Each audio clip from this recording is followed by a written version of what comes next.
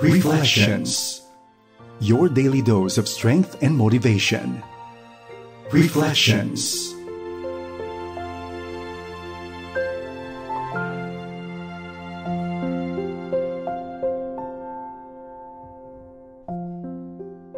Kumusta ka kaibigan? Salamat sa iyong pagsama sa akin dito sa programang Reflections sa FEBC Radio TV. Ako po si Russell Larama Dizon. Samahan mo ako sa ating pagbubulay-bulay sa sinasabi ng 1 Samuel chapter 18 verses 1 to 16.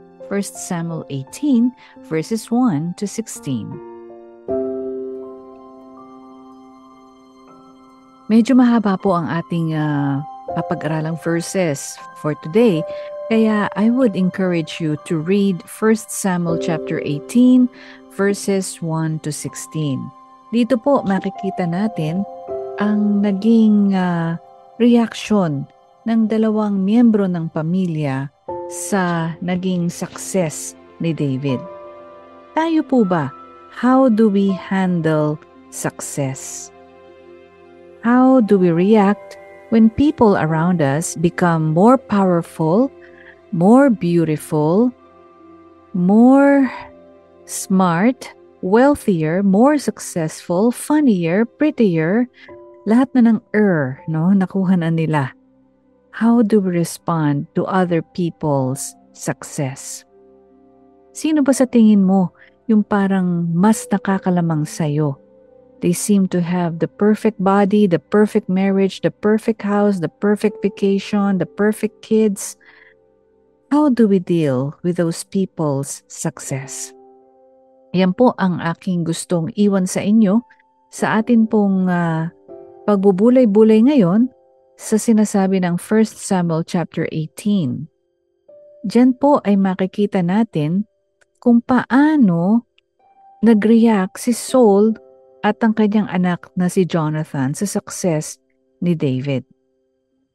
Makikita po natin dyan ang simula ng pagsiselos ni Saul kay David. At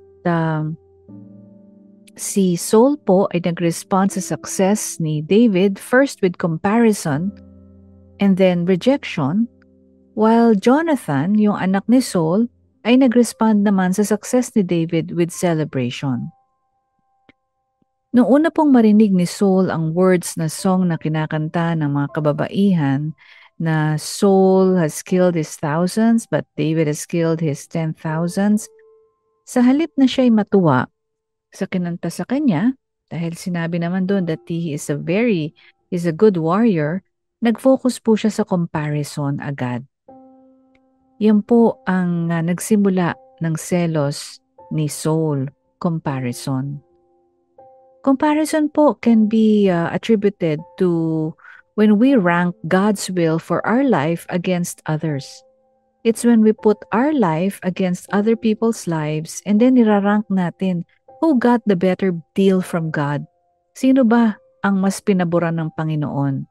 Ganun po minsan natin tingnan, di po ba?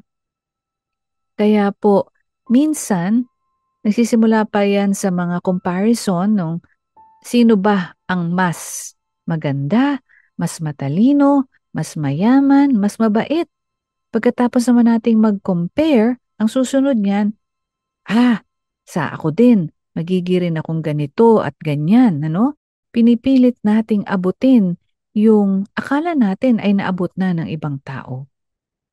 Ngunit mga kapatid, siguro po alalahanin din natin na kailanman po ay walang perpektong buhay dito sa mundo. We only see a certain fraction of other people's lives, but we do not see the totality of their lives. And so there's no use comparing ourselves with others because God has a perfect, sovereign, and loving will for each one of us. Meron siyang magandang plano para sa iyo. Meron din siyang magandang plano para sa iyong kapitbahay, sa iyong kaibigan. So hindi po natin dapat ipag-compare ang plano ng Diyos sa atin at plano ng Diyos sa iba. Sapagkat yan po umuusbong ang mga selosan at di magandang pag-iisip. Mag-focus po tayo sa plano ng ating Panginoon para sa bawat isa sa atin. alalahanin po natin ang ating mga verses na babasahin sa 1 Samuel 18:1-16 para makita po natin na yung comparison ay wala pong idudulot na mabuti. In fact, comparison has terrible side effects. It can make you angry. It can make you really fume from within. And it can even lead you to do other things na labas na po sa kalooban ng Panginoon. Marami po tayong narinig, nakitang mga storya na hindi naging maganda ang epekto ng selos sa isang tao. And in the life of Saul, it had a terrible side effect in his life. Kasi po, kinumpara niya yung will ng Panginoon sa kanya sa will ng Panginoon kay David. And that is not something where we want to go. In fact, ipag-pray po natin na tayo ay maging mabuting katiwala ng lahat ng iniatang ng Panginoon sa atin na skills at mga tungkulin. In the same way, pag-pray din po natin na ang ating mga kapwa ay maging mabuting katiwala ng mga iniatang sa kanila ng ating Panginoon. If tayo po ay nagkakaroon ng selos sa ating puso dahil sa tila baga mabuting kapalaran ng iba kaysa sa atin, ipag-pray po natin yan sa Panginoon sapagkat ito po ay hindi nakakalugod sa Kanya at ito po ay maaaring magdulot ng mga side effects na hindi po makaluwalhati sa Kanyang pangalan at hindi po definitely makakatulong sa atin. Kapag tayo po ay nagko-compare, we seem to also think na uncertain tayo sa ating standing, sa ating value, sa ating Panginoon. But you know what? God loves us perfectly. He places an infinite value on who you are. At ito po ay kinakailangan nating malaman na we are valued by God perfectly and unconditionally. Kapag tayo po ay nagko-compare, tayo po ay nire-reject natin yung God's will for our life and others. And hindi po ito nakakatulong at nakakabuti sa ating mga pag-iisip. Maaari nga po na makagawa pa tayo ng hindi maganda kapag tayo ay sobrang kinain ng selos sa ating puso. Minsan po dahil dyan, hindi tayo makaselebrate sa mabubuting bagay na nangyayari sa iba. In fact, we resent them for their promotion. You resent them for the house that they have, for their new car. We resent the fact that they were able to perhaps get pregnant. We resent the fact that perhaps their kids are doing well. You look at your life, and you think that their success means you're a failure. And so you resent them. You resent God for not giving you more of what He has given them. And that resentment, my friend, is rejection.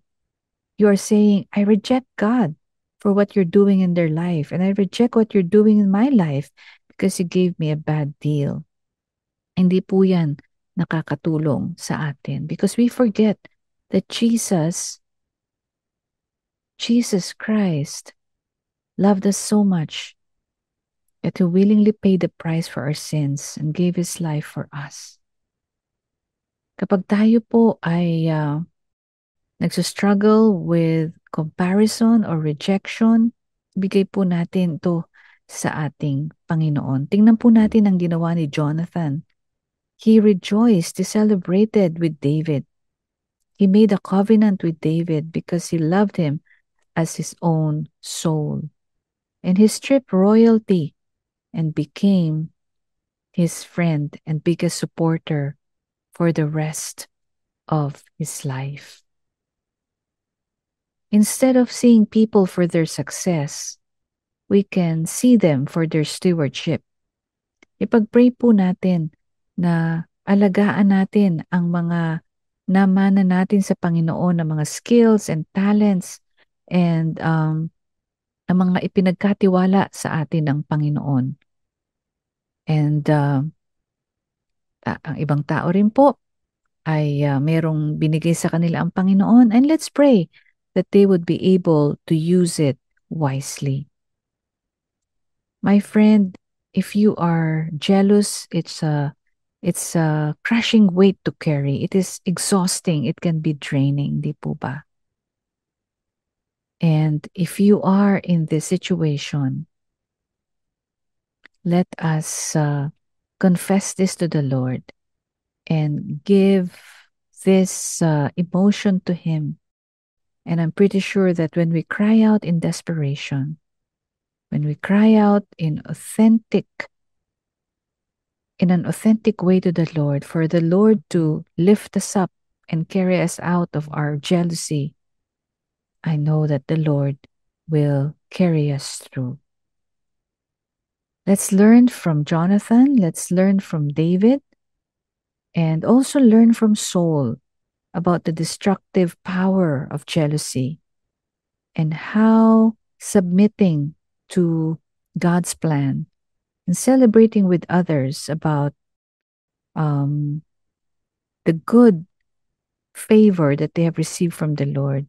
And as we pray for God to make them good stewards of everything that He has entrusted to them, and even as we pray for ourselves that we become good stewards of the skills and talents that the Lord has given us, yun po siguro yung maganda. We thank God for the life that He has given us to steward, and we don't compare ourselves with others, and we treasure the life that the Lord has given us with all of the highs and lows, and ask God to help us steward it faithfully. My friend, jealousy is very destructive. And I pray that this chapter that we have focused on today, from 1 Samuel 18, 1 to 16, will resonate with us and allow us to know that ito pong jealousy na sumusungaw-sungaw sa ating puso ay kinakailangan nating iwaksi at ibigay sa Panginoon upang hindi po ito magdulot ng masamang epekto sa atin tulad ng idinulot nito kay Haring Saul. Sa awa po ng Panginoon, alam ko na sasagutin niya ang ating panalangin kung ito po ay para sa kanyang ikakaluwalhati sa ating buhay.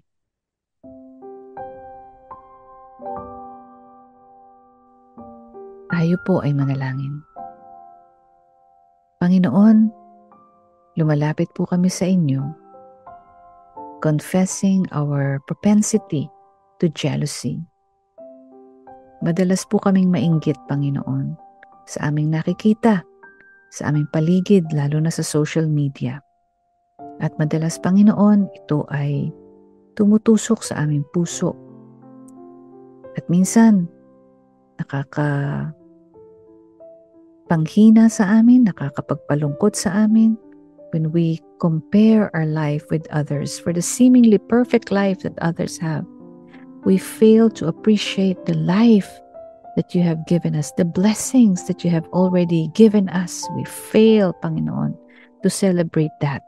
And we fail to rejoice with others because we are just so focused on ourselves.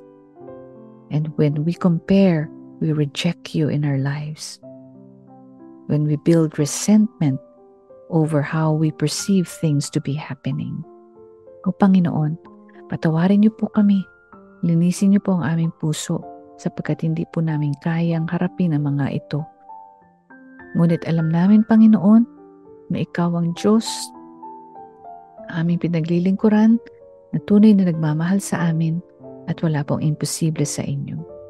Kaya Panginoon, tulungan niyo po kami na mapaglabanan ang aming pagiging mainggitin.